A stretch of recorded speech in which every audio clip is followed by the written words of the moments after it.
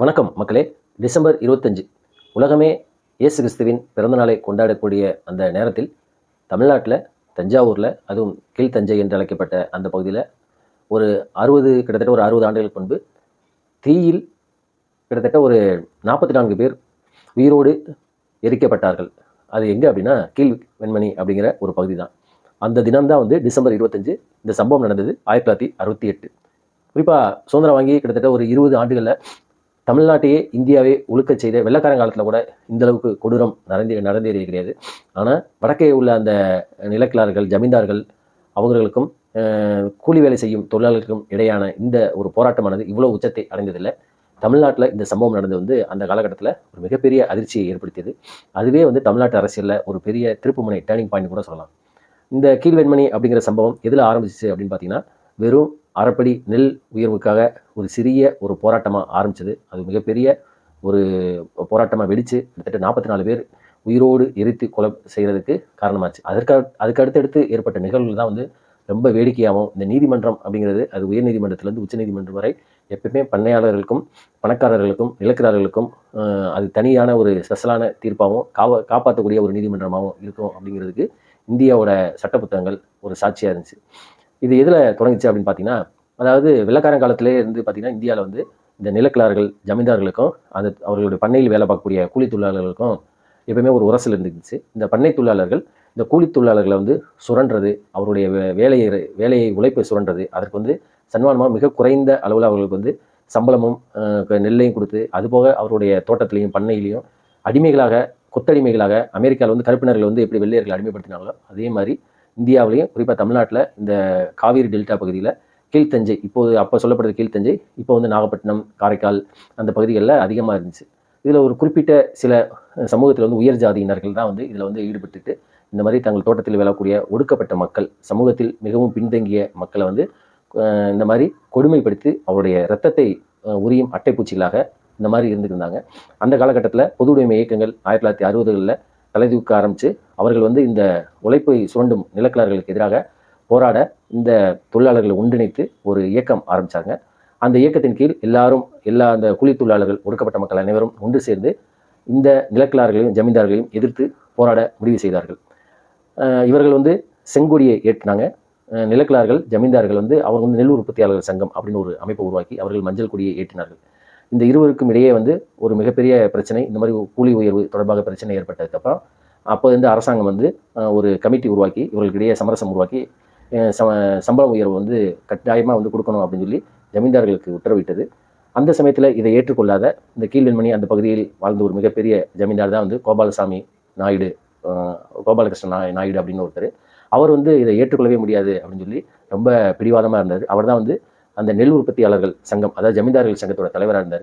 இதனால் எப்போயுமே அந்த பகுதியில் ஒரு கலவரம் வெடிக்கும் அப்படிங்கிற சமயத்தில் அந்த 1968 டிசம்பர் மாதம் 25ஆம் தேதி தான் அங்கே ஒரு மிகப்பெரிய கலவரம் வெடிக்கிறதுக்கு காத்திருந்தது. அப்போ அந்த நெல் உற்பத்தியாளர்கள் சங்கத்தை சேர்ந்த ராமையா அப்படிங்கிறவர் இந்த ஒடுக்கப்பட்ட மக்கள் வாழும் பகுதியில் உள்ளே போய் இந்த அதாவது இந்த மாதிரி பிரச்சனையை தீர்க்க போன மாதிரி நேரத்தில் அங்கே கைகலப்பு ஏற்பட்டுப்பட்டு முதலில் ராமையா அப்படிங்கிறவர் கொல்லப்படுகிறார்.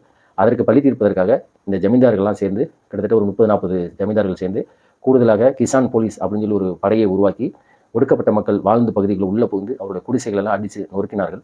இதற்கு பயந்து இந்த இரவு ஒரு 7-8 மணிக்கு இதே டிசம்பர் 25ஆம் தேதி இரவு அந்த அடித்து நொறுக்க தயாராகிறாங்க. இதற்கு பயந்து அந்த குடிசைகளில் வாழ்ந்த அந்த ஒடுக்கப்பட்ட மக்கள், குழந்தைகள், பெண்கள், எல்லோரும் ஆண்கள், வயதானவர்கள்லாம் இந்த ஊரை விட்டு ஓடி வெளியில் ஒரு குடிசை ஒன்று இருக்குது. அந்த ராமையா அப்படின்னு ஒருத்தருடைய குடிசை இருக்குது.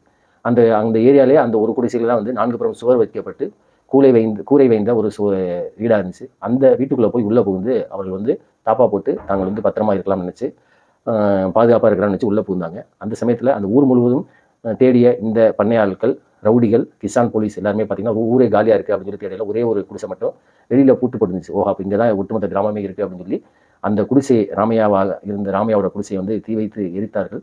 அந்த எரித்ததில் கிட்டத்தட்ட அதிலிருந்து 44 பேர் உயிரோடு எரிக்கப்பட்டார்கள். அதில் கிட்டத்தட்ட ஒரு 18 பெண்கள், கிட்டத்தட்ட ஒரு 8 சிறார்கள் அப்படின்னு சொல்லி சொல்லுவாங்க. அதில் வயதானவர்கள் எல்லாருமே இறந்துட்டாங்க. இதில் பெரிய ஒரு கொடுமை என்ன அப்படின்னா, ஒரு கர்ப்பிணி பெண் தன் கையில் இருந்த குழந்தையை ஒரு தாய் என்ன செய்கிறா அப்படின்னா, தன் குழந்தையாவது பழக்கட்டும் அப்படின்னு சொல்லி அந்த தீயிலேருந்து தூக்கி வெளியில் வீசுறா. அதையும் இந்த ரவுடிகள் வந்து என்ன செய்கிறாங்க அப்படின்னா அந்த குழந்தையை திருப்பி அதே தீக்குள் வீசி எறிகிறார்கள்.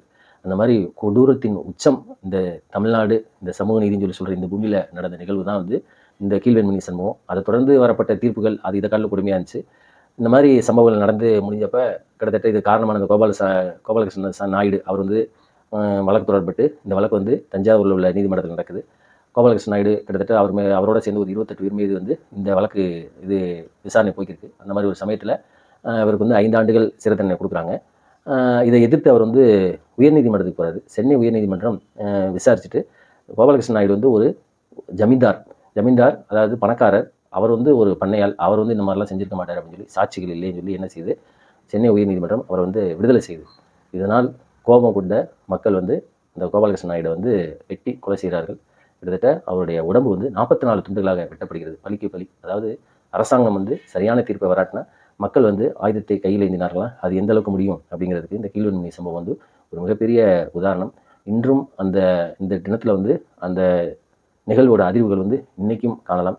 மார்கழி மாத குளிர் நமக்கு தெரியும். ஆனால் இதே மார்கழி மாதத்தில் அந்த பகுதியில் வந்து கடும் வெப்பமாக இருந்துச்சு.